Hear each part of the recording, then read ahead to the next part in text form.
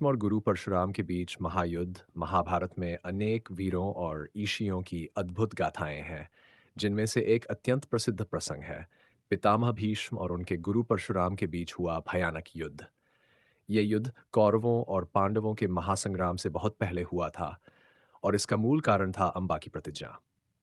युद्ध का कारण कथा के अनुसार काशी के राजा की तीन कन्याएं अंबा, अंबिका और अंबालिका अपने स्वयंवर में योगी वर चुनने के लिए आई थीं। लेकिन तभी गंगापुत्र भीष्म वहां पहुंचे और उन्होंने तीनों राजकुमारियों का बलपूर्वक हरण कर लिया। वे इन्हें हस्तिनापुर ले आए ताकि उनके छोटे भाई विचित्रवीर्य से विवाह हो सके। हालांकि अंबा पहले ही शाल्वराज को मन से अपना पति मान चुकी थी। जब ये बात भीष्म को पता चली तो उन्होंने उसे स्वतंत्र कर दिया, लेकिन शाल्वराज ने उसे ठुकरा दिया। इस अपमान से क्रोधित अंबा ने भीष्म से विवाह करने का अनुरोध किया, किंतु भीष्म ने अपनी ब्रह्मचर्य प्रतिज्ञा का हवाला देकर मना कर दिया।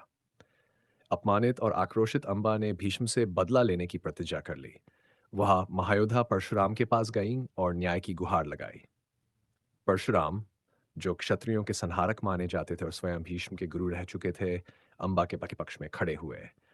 उन्होंने भीष्म को अंबा से विवाह करने के लिए कहा, लेकिन जब भीष्म ने मना कर दिया, तो युद्ध अवश्यंभावी हो गया। युद्ध का आरंभ परशुराम भीष्म के बीच ये महासंग्राम कुरुक्षेत्र में हुआ।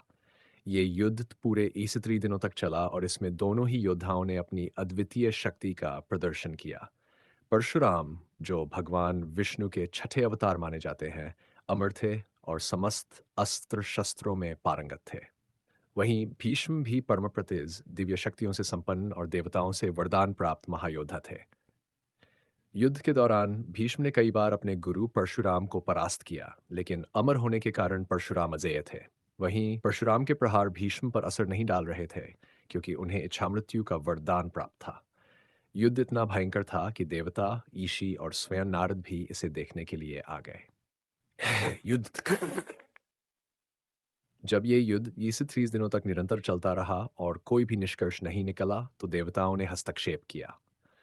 भगवान शिव ने परशुराम को समझाया कि ये युद्ध व्यर्थ है, क्योंकि न तो भीष्म को कोई हरा सकता है और न ही परशुराम को कोई मार सकता है।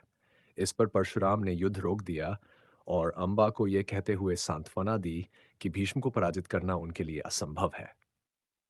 परशुराम ने अंबा को आशीर्वाद दिया कि वह पुनर्जन्म लेकर भीष्म के विनाश का कारण बनेगी। बाद में अंबा ने घोर तपस्या करके भगवान शिव से वरदान प्राप्त किया और अगले जन्म में शिखंडी के रूप में जन्म लिया।